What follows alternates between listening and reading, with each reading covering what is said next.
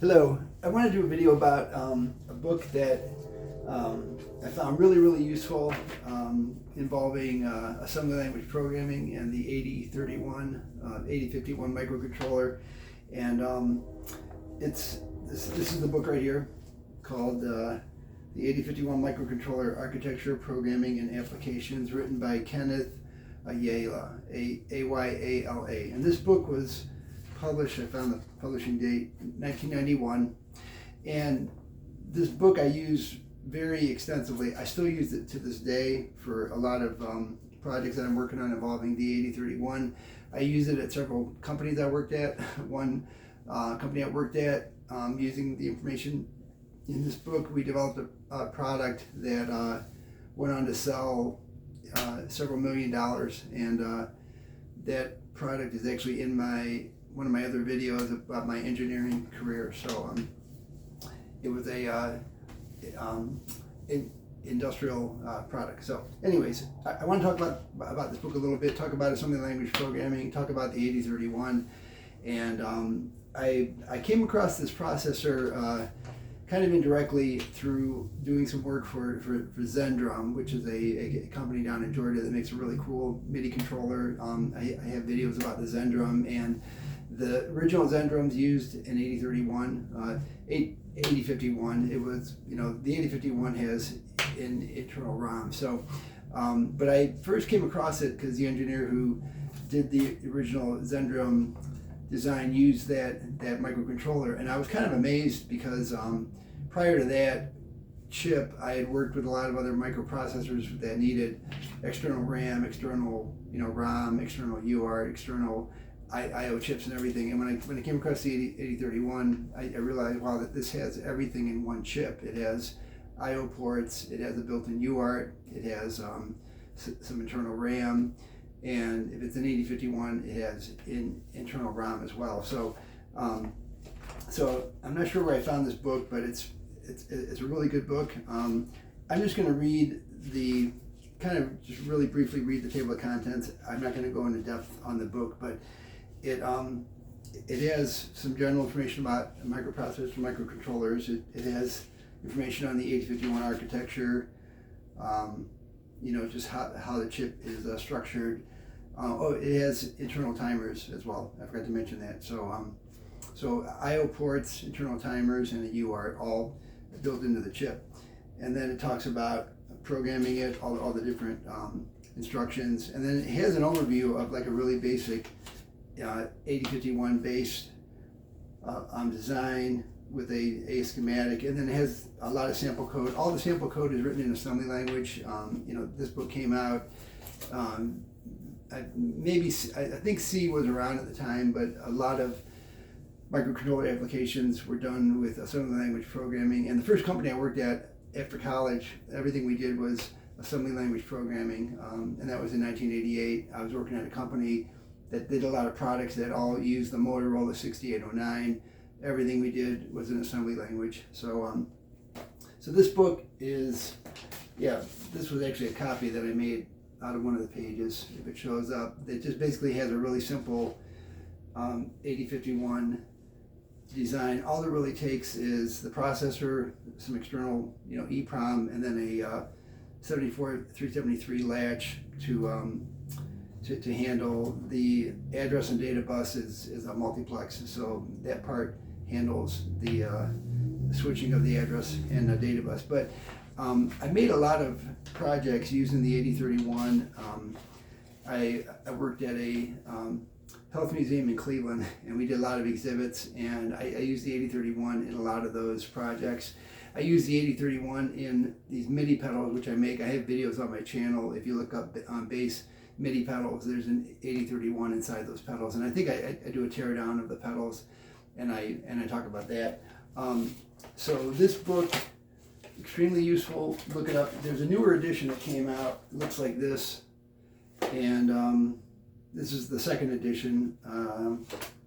See what year this came out, probably in the 90s or so, later.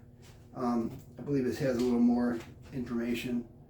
Actually, 1997, I believe. So I actually haven't used this one as much. I think it goes into more detail than the first one. But another thing I came across as I was thinking about the 8031 is I bought this from a ad, I think in Nuts and Bolts magazine. It was like a assembly language programming basics guide from a company, Suncoast Technologies. I don't believe they exist anymore.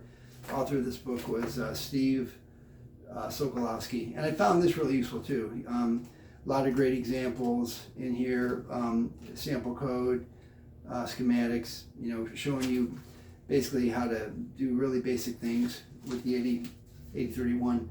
And I also wanted to talk about this little project I have here that I'm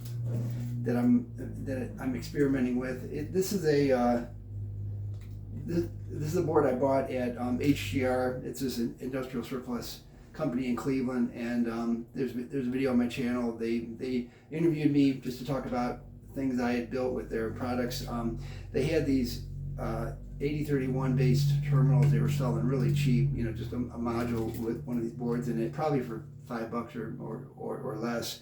So this is something that I put together using one of those boards. It's 8031 right there, external EEPROM, and I wired up some terminal strips to some of the I/O pins, have a LCD display here.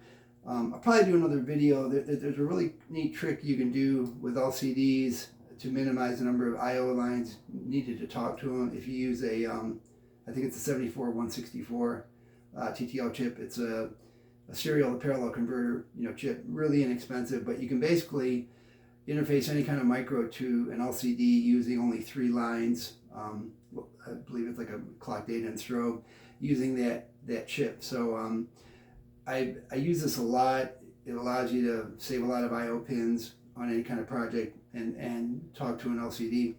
And so this was something, I believe this was going to be some kind of MIDI project, something in the works. And I noticed that I had wired up here a little DB9 serial port. So I use serial port debugging as probably my main way of debugging microcontroller stuff, just basically a way of sending out messages.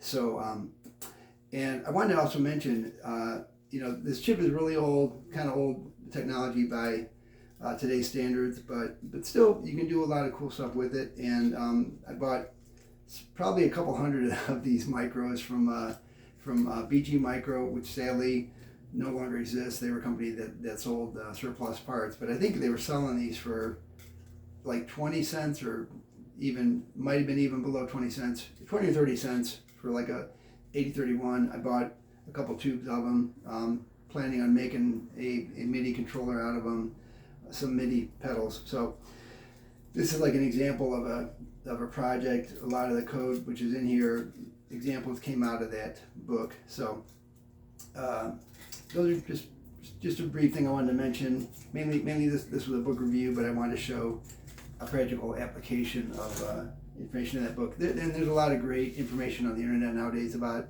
the 8051 and the 8031. I know that other micros are out now that are a lot more advanced and a lot more capable, but it's still fun doing projects with the older micros. There's a lot of great example code that I've found over the years that people have just put out on the internet, and that's been useful. And something else I wanted to mention is like you can do a lot of product development with the Arduino and other platforms these days, and those are great. You can get something up and running quick. The things that are required if you ever want to work with an 8031 or 8051, if it's the 8031 or 8051 that actually uses external EEPROM, and I know this is old technology, but there's still a lot of products out there. You'll need a ROM emulator, and I have one of those, basically a module that plugs into the ROM socket and lets you download code into it, and then the micro basically executes the code which is in the ROM emulator. The ROM emulator acts like the EEPROM chip. So that's what I use when I work on these projects. Once I get them working, then I program the code into a EEPROM. So this was all stuff that I was working on the last 20 years or so, but mainly just want to talk about that book. Really useful book. if anybody has any questions, feel free to reach out to me.